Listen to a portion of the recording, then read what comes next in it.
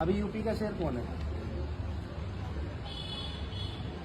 मैं तो यूपी का शेर नहीं, मैं तो भारत का शेर कहूंगा हमारे अखिलेश भैया। भारत के शेर है, क्योंकि आज की तारीख में अगर अपोजिशन के सामने कोई टक्कर ले रहा है और उन लोगों के लिए लड़ने का काम कर रहा है, उन लोगों की आवाज उठाने का काम कर रहा है जो पीड़ित हैं, शोषित हैं, वंचित हैं, तो वो एक ही शेर है, वो है हमारे अखिलेश भैया। और हम चाहते हैं कि हम जैसे भी छोटे छोटे शेर उनको ताकत देने का काम करें और उनकी दहाड़ में एक अपनी आवाज डालकर इस भाजपा सरकार को पहरा करने का काम करें।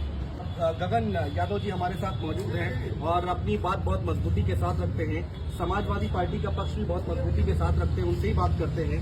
गगन भाई, कितना फाइट देखने को मिल रही है उत्तर प्रदेश में इस बार? समाजवादी पार्टी इंडिया गठबंधन आज की डेट में कहाँ खड़ा है? सबसे पहले बहुत बहुत धन्यवाद।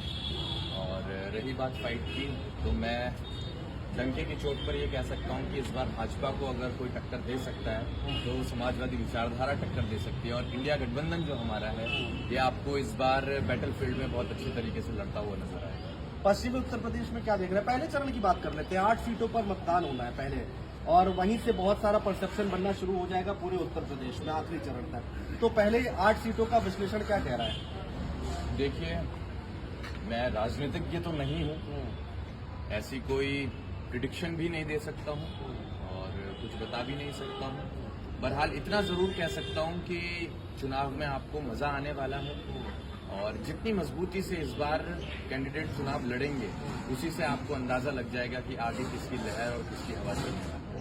भारतीय जनता पार्टी के लिए क्या कहेंगे? मेरठ की धरती पर हम लोग खड़े हैं, अरुण गोविल को उन्होंने उतारा और एक परसेप्शन बनाने की जरूर कोशिश की जा रही है कि भाई टीवी सीरियल में भगवान राम का उन्होंने रोल किया था। और अयोध्या की आवाज आप देखते ही हैं, राम के नाम पर वोट मांगे जाते हैं हमेशा भारतीय जनता पार्टी की तरफ से, तो एक परसेप्शन बनाने की कोशिश जरूर है। बहरहाल ये बड़े दुर्भाग्य की बात है कि जिस धारावाहिक को भारतीय बड़े भाव के साथ देखा करते थे और एक इमेज क्रिएट करी थी उन्होंने, एक पर्सनैलिटी की, उस इमेज को धूमिल करने का प्रयास भाजपा ने बखूबी बहुत अच्छे तरीके से किया है।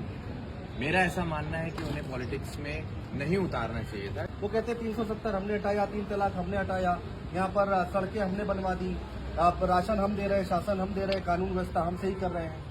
देखिए, बताने के लिए तो बहुत कुछ है, अगर हम भी ताकत में आएंगे कभी तो एक की 4 बता सकते हैं, जो कि हम लोग नहीं करते हैं। और यही शायद सबसे बड़ी गलती है कि हम उस चीज को जितना करते हैं उतना प्रेजेंट नहीं कर पा रहे हैं, उसको उतना ज्यादा दिखा नहीं पा रहे हैं। लेकिन भाजपा की ये बहुत अच्छी खूबसूरती है, जिसके लिए मैं धन्यवाद कहना चाहूंगा कि उन्होंने हमें सिखा दिया है कि करो 1 और गाओ 10। जयंत चौधरी के लिए क्या कहेंगे? एनडीए में शामिल हो गए और पश्चिमी उत्तर प्रदेश में कहा जा रहा है कि बहुत बड़ा फर्क डालेंगे, टेंट पहुंचाएंगे आपको। हम पश्चिमी उत्तर प्रदेश से ही आते हैं और मेरठ से ही मैं हूं, और मैं कह देना चाहता हूं जयंत चौधरी ने अपने पैरों पर कुल्हाड़ी मारी है और जिसका खामियाजा उन्हें भविष्य में जरूर भुगतना पड़ेगा। आराम से चलते, जल्दबाजी किस बात की? एक भारत रत्न दे देने से आपने खिलवाड़ किया है उन लोगों के सपनों पर, विश्वास पर, उम्मीदों पर, जो आपको एक बदलाव के तौर पर देख रहे थे और समाजवादी विचारधारा से आपको जोड़कर देख रहे थे। तो मैं ये यकीनन कह सकता हूं कि भविष्य में उनकी राजनीति खतरे में है। और रही बात 24 की, तो मैं इतना कह देना चाहता हूं, बदलाव होगा, आज नहीं तो अगली योजना में भाजपा जाएगी। बहुत शुक्रिया हमसे बात करने के लिए और तमाम चर्चा करने के लिए। तो भाजपा जा रही है यहाँ पर गगन यादव, जो कि